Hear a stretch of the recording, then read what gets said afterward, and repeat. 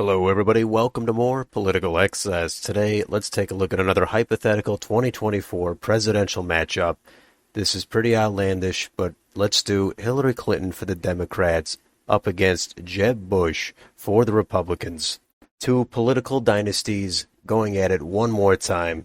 A lot of these states were very hard to decide on. Some were a coin flip. You might disagree with some of these. That's fine, but let's get right into it. And safe states are over a 10-point margin, likely 5 to 10 points, lean under 5 points, and tilt 1 point or less. These are two super weak candidates. I think most of these states do not want either of them. Somebody does have to win. So let's start in Alaska. That I have as likely for Jeb Bush. Alaska's a moderately red state. Jeb Bush is non-threatening, which is both a strength and a weakness. Clinton has all the experience, but she's completely inauthentic and unrelatable. Bush would win that by 5 to 10 points. Hawaii, that would be an easy safe for Clinton. No discussion needed there. Washington, Oregon, California, very safe for Clinton. I don't know what it would take to get under 10 in any of those states, but it's definitely not going to be with Jeb Bush. Nevada, that's a tough one. I have as a tilt for Jeb Bush. Certainly could go either way. Jeb Bush does speak Spanish. That might help him in some of these states with larger Spanish-speaking population. I think in Nevada, none of these candidates would get a good portion of the vote, as well as if there's any third-party candidates running. Idaho and Utah, safe for Bush. Arizona, tilt for Clinton. Arizona does kind of like these more establishment types, which both of these candidates are very much. Arizona has shifted toward the left a little bit. Trump did win it in 2016, narrowly lost in 2020. Very few people are going to want to turn out for Jeb Bush. Not in the rural counties, definitely not in the cities. The suburbs, he's going to have a little bit more appeal. Hillary Clinton will have no appeal in those red counties. She will have appeal in the cities, but nobody's going to be enthusiastic about her. She will have some support in the suburbs like Jeb Bush will. It seems like they would probably only end up disagreeing on 4 or 5 different social, cultural issues, 2 or 3 economic issues, but they'll use the social issues as a wedge, and I think that's all the campaigns would come down to. In the end, Arizona would go to Clinton by under 1 point. Montana, Wyoming, safe for Bush. Colorado, likely for Clinton. Again, most voters would not be excited to turn out for either of these candidates. I think the voter turnout would be down in every state, possibly by a decent amount. Colorado is too blue to get it down to lean for somebody like Bush, and it's also not blue enough to get it safe for somebody like Clinton.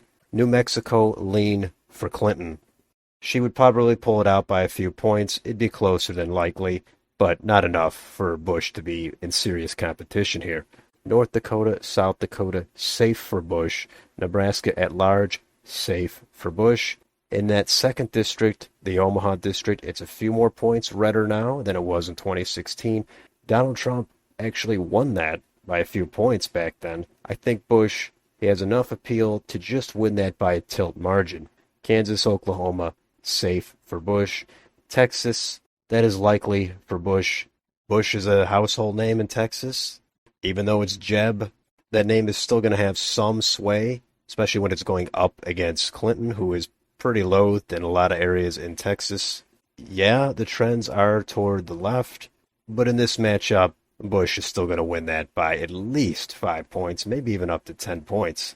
Up to Minnesota, that's a tough one. I have that as a low likely for Clinton, probably 5 to 6 points.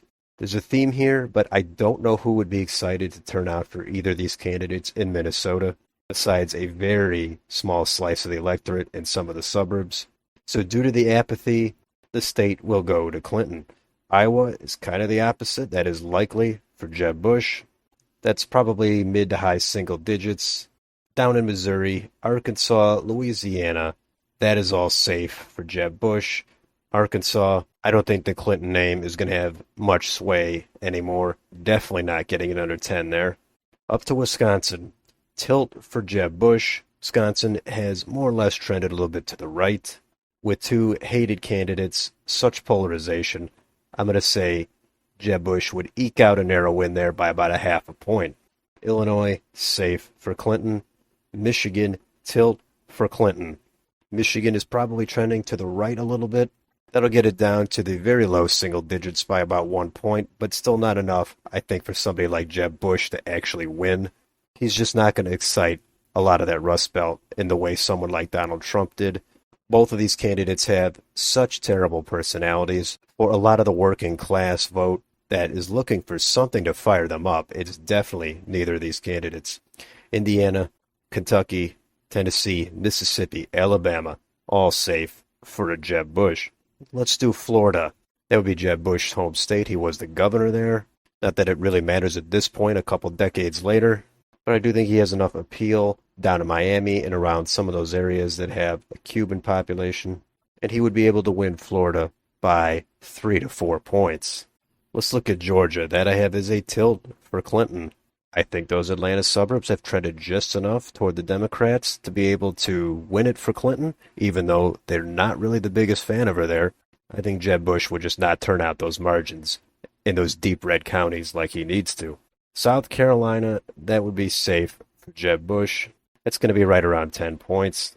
Above that is North Carolina. That I have as a lean for Jeb Bush. I think he'd be able to win that by about 2 points and keep it in the Republican column. Let's skip up here to Ohio. That would be likely for Bush. Again, Bush is not bad enough to get it down to a lean. At the same time, Clinton is not bad enough to get it up to a safe. So Bush would win that by 7 to 9 points. West Virginia, easy safe for Bush. Let's go up to Maine. At large, likely for Hillary Clinton. In that first district, that would be safe for Hillary. In the second district, that's going to be a tilt for Hillary. I know it's trended toward the right. They're looking for a populist candidate there. Trump would do well. Jeb Bush would not do well. A lot of those voters would stay home. They'd vote third party, and Hillary Clinton would eke it out. Sure, it could go either way, but I'm giving it to Hillary very narrowly. New Hampshire, that is also a tilt for Hillary Clinton.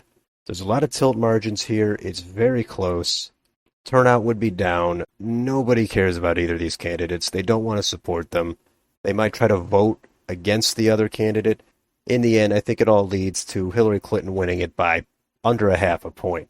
Vermont, New York, Massachusetts, Connecticut, Rhode Island, New Jersey, Delaware, Maryland, and Washington, D.C. are all over 10 points and safe for Hillary Clinton. Pennsylvania, tough call. I have it as a tilt for Hillary Clinton. She would get just enough support as some of those Philadelphia suburbs, Bucks County, places like that, and she would end up winning it by under 1 point. And finally, the last state is Virginia.